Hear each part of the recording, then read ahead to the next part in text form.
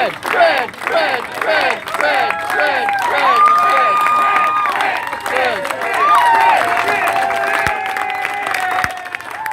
keep all the introductions the same, he's a Democrat running for governor against Republican Kim Reynolds. Good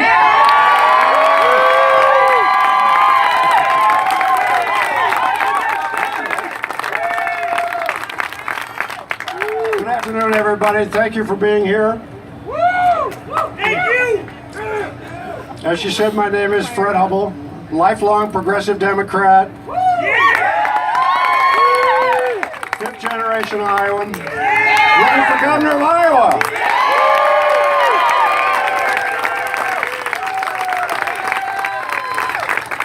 So 2 days ago I was here. I was lucky enough to go out there and flip pork chops at the pork producer's tent.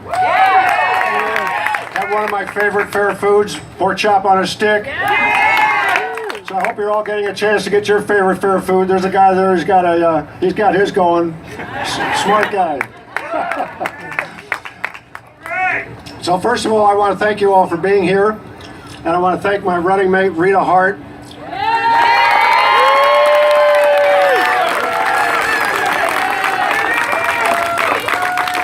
She grew up on a farm north of here, lives on a farm in eastern Iowa. She's been a school teacher for 20 years, state senator for 6 years, lives in rural Iowa, and she's going to be a great lieutenant governor.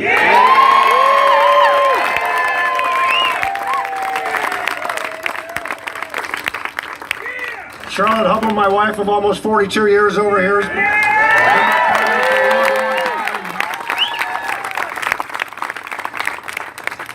And I want to thank the Des Moines Register for inviting us all to be here for the soapbox today. So thank you, Des Moines Register, Rachel. You know, my wife and I have been spending a lot of the last 30 years working to support the progressive values and quality of life that make Iowa a wonderful state to not only live in, but to raise a family in and go to work. I used to chair the board of Planned Parenthood. I served on the Mercy Hospital board, in each case trying to expand access to health care and the affordability of health care in our state. I've chaired the Simpson College Board. I've chaired the Iowa College Foundation Board, trying to improve access to higher education for people all across Iowa. My wife and I have been involved in numerous environmental causes all across this state, trying to help improve our air and water quality so we can improve the health of our citizens of this state. Governor Culver asked me in 2007 to chair the Iowa Power Fund Board, a 4-year project investing state funds in renewable energy, renewable fuels, and energy efficiency all over the state of Iowa.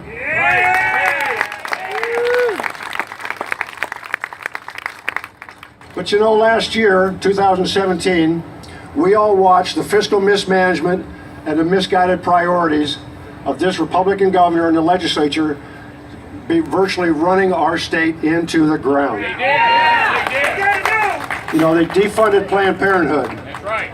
They continued the privatization of Medicaid, which is just causing harm and pain to thousands of Iowans across our state. It's an absolute failure. They've done nothing to support mental health and substance abuse crisis all across Iowa.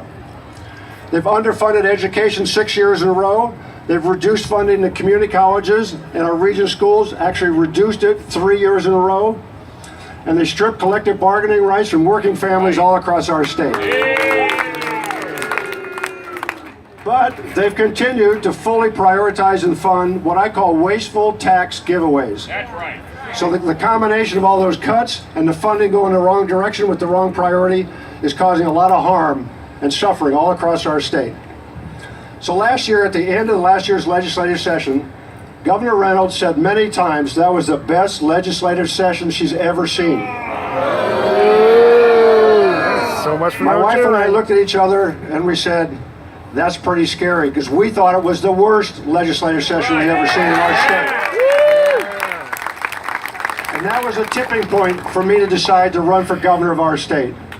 We need a governor who's going to come in and turn this state around and get it going in the right direction. That's right.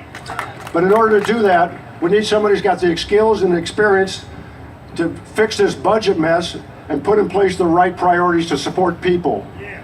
I've been working my entire career, public sector, private sector, managing complex budgets in a lot of different scenarios. Nonprofits, large companies, state government. So I know what it looks like and how hard it is to make those, to actually accomplish those budgets and deliver results for people. I used to chair the Yonkers department store business. Remember that in the 1980s when we had the farm crisis? The worst fiscal crisis, the worst farm crisis our state has ever faced since the Great Depression. So what did we do? We created Yonkers Farm Aid scholarships so young kids could go to school because their parents couldn't afford it during that crisis. We worked with Willie Nelson to bring Farm Aid concerts to the Midwest to raise money for struggling farm families. Then after Yonkers, I worked with Equitable Life Insurance Company. We had life insurance agencies all across Iowa and many other states. And one of our best agencies was just a little ways from here in Red Oak, Iowa. Mildred Parker had an agency in Red Oak, Iowa, was one of the best in the state and in the country for our company that did business all across this state. Governor Culver also asked me, about that same time, to go to work at the Iowa Department of Economic Development. You might remember, 2009, we had a film tax credit scandal that was costing Iowans tens of millions of dollars. He fired the executive director, asked me to go in and help fix the crisis there. I worked with the Attorney General's office to save the state tens of millions of dollars. So I know what a fiscal mismanagement and a crisis looks like, and I've proven I know how to fix it. We need Fred. So we need a governor who's got the leadership skills and the experience to produce a balanced budget with the right priorities that people need and deserve in this state. Governor Reynolds has taken what was in 2013 a $900 million surplus at the state level, and now she owes $144 million to the state reserve funds. That's over $1 billion that's gone out of the state funds, ladies and gentlemen, and she's done it while she's prioritized those wasteful tax giveaways, cut funding for education, cut funding for health care, and made precious little investments in rural Iowa and our communities all across this state. That's what needs to change. So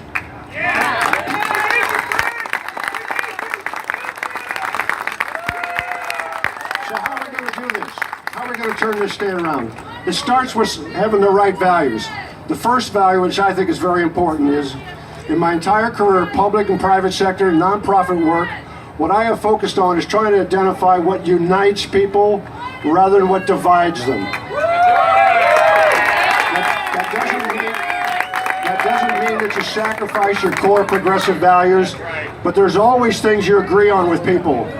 I don't care if somebody's got a good idea that comes from the Republican side, independent side, or Democratic side. If it's a good idea for the people of Iowa, we should all work together to put it in place.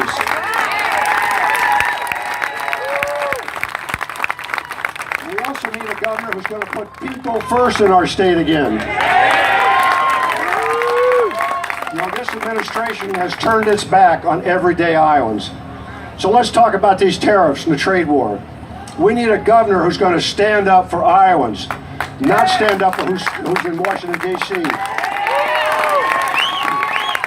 you're elected governor, you're elected to serve the citizens of our state, not a party, and not who's ever in D.C. It doesn't matter who it is. You have to represent Iowans. We should have been standing up against these trade wars, the tariffs, before it even started. There are a lot of other ways to deal with China than start a trade war on the back of Iowa farmers. Iowa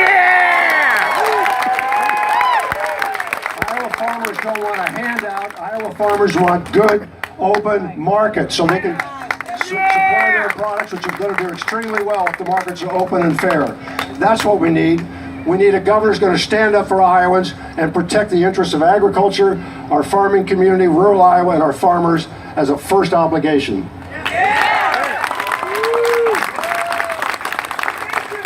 But we also need to restore the respect and dignity to our working families all across this state. And by that I mean that we need to restore Chapter 20 in our state. And we need to give collective bargaining rights back to our state workers and our school teachers.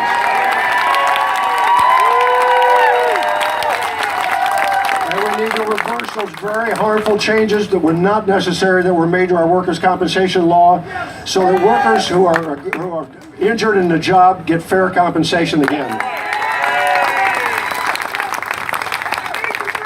So how are we going to do all these things? It starts with putting the budget behind the priorities. Governor Reynolds talks about education, she talks about mental health, she talks about future ready, but if you look at her budget is completely separated. There's no connection between the two. She's not funding education, she's not funding healthcare, she's not funding infrastructure. If you have a priority, it's only really a priority when you put the budget behind the priorities.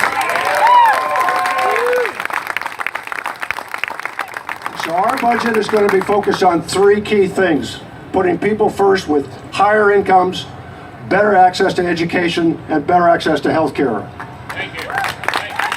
So let's talk about incomes for Iowans. You know, the United Ways all across our state recently worked together to produce a study. And they showed across the entire state of Iowa that 40% of the working families in our state can't even afford their basic living needs of food, shelter, and clothing. 2 years ago, that number was close to 20%, now it's close to 40%. Something's not working with this administration. They're not helping people. And this tax cut they came out with, most of the benefit for that goes to the wealthy. It doesn't go to those 40% who need it and are getting left behind.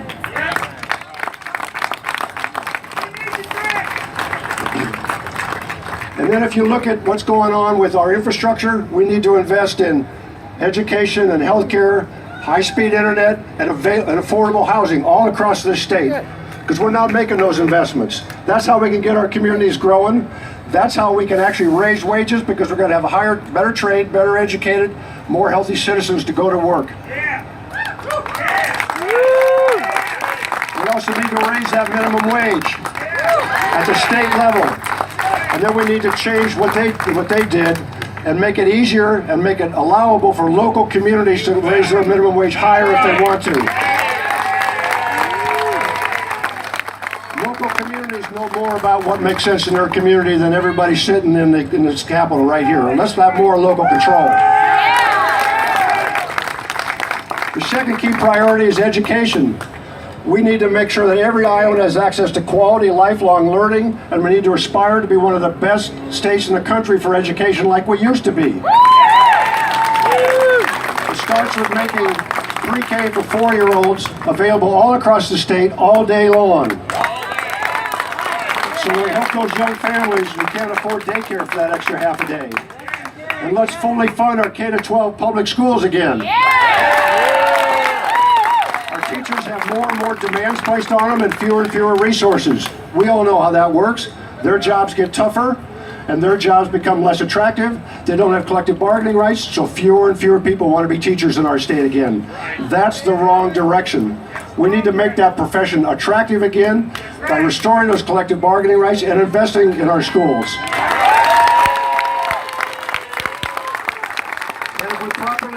The state budget by stopping those wasteful giveaways. We can support our region schools and our community colleges so people won't have to have ever-increasing tuition and ever-increasing student debt. It's not the region's problem, it's the governor and the legislature, the Republicans' problem for not balancing the budget properly with the right priorities. But we also need to focus on job training. You know, I've been to Independence, Iowa, and some other communities where there is no job training going on in those high schools. So what do those young kids do when they get out of school? They either go to college and pick up a bunch of student debt, or they leave our state. We need to have job training in every community, every high school across Iowa, so people have an alternative pathway to a 4-year school and 4 years of debt. They can learn a skill, learn a trade. We have a lot of those jobs available in our state. Let's give people that alternative pathway in every community in our state. The third key priority is health care. It's unbelievable to me when I travel across the state, just walking around here, Republicans, independents come up to me and say, look, I'm voting for you because the privatization of Medicaid is hurting my family. I'm voting for you because we have mental health in our community and our state's not doing anything about it. So we need to stop this privatization of Medicaid, bring it back into state control on day one. We need to put in place the plan that we put out in December to address mental health and substance abuse at the beginning of our administration. It's an excellent plan based on traveling around the state, 6 county jails, 10 different roundtable discussions with people involved in mental health, including a lot of people who have mental health and substance abuse issues. It's time to stop the rhetoric and start making improvements.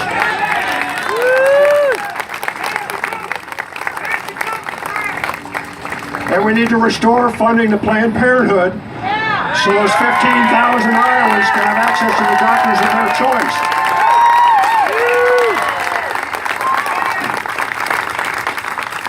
But there's one other very important issue for healthcare. Attention on the ground. Would Dylan Turner, Time out.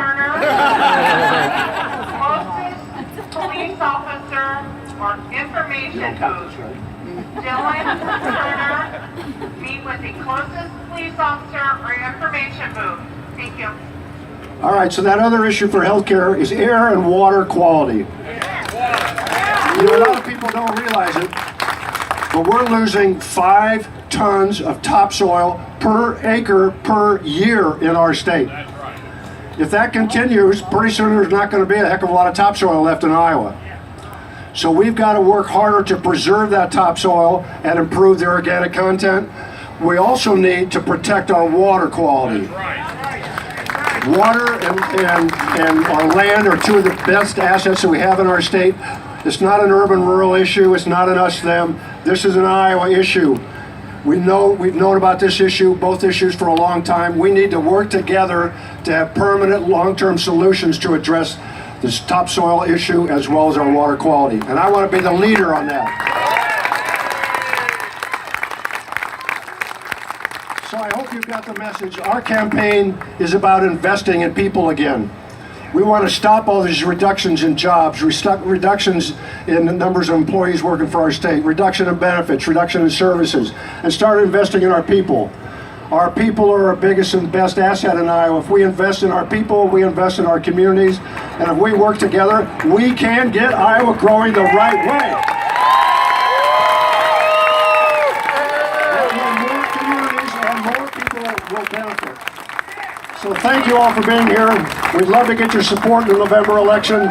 We got a lot of momentum, but we need a lot more volunteers. Thank you for being here. Thank you very much.